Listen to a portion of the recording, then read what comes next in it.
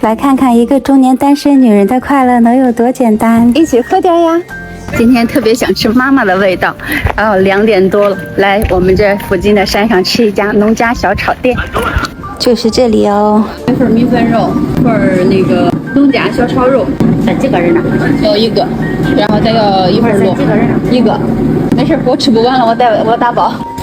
看看这个房间像不像回到老家了？今天的下酒菜，拿出来百宝箱。今天还喝这个酒杯。点的菜多就没有带其他的，只有酒和酒杯。晚上，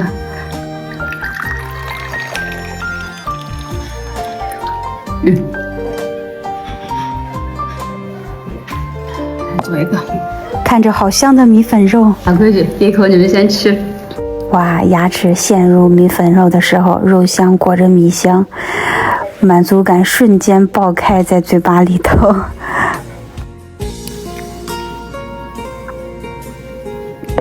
是热锅炒焖子，我们这边的家乡菜。南方的宝宝是不是一般这种菜就配米饭吃了？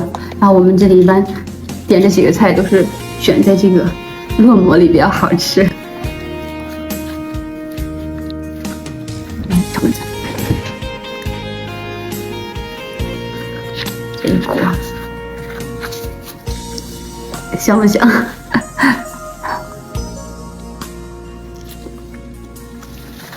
外边的烙馍是筋道的，里边又是软软香香的，这一口太赞了。这花花炒鸡蛋就是限定的时间才能吃得到，感觉鸡蛋炒什么都会好吃，香甜香甜的口感。长了一棵树，直接捅上去了。老板，再加一碗老面条。能吃完没有？哦，能吃不完我打包。西瓜酱豆。在河南，西瓜酱豆可以卷任何东西，卷烙馍、卷玉米饼，然后夹馒头，基本上家家户户都吃的。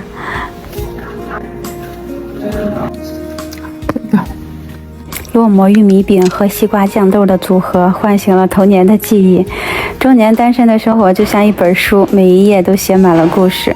今天翻开的这一页是关于美食快乐的篇章。午后2点，来山上的小炒店，点上自己爱吃的小炒肉、槐花鸡蛋。饭汁少，那你可以再整点菜这里头。好嘞，好嘞。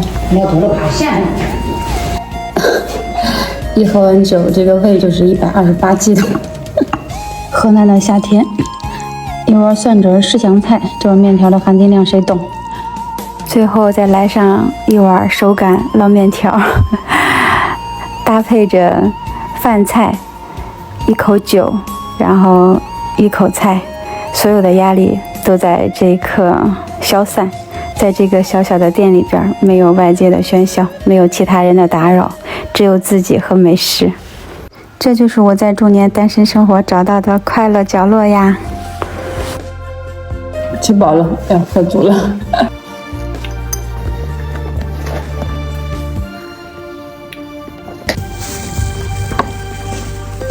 走了，老板。车。今天的天气好好，就是你们在某处山某棵树上曾经有许下过什么愿望吗？我们身体健康，天天发财。山里的风景好不好？等我一天把身上的责任完成，我要在这里找一间房住下。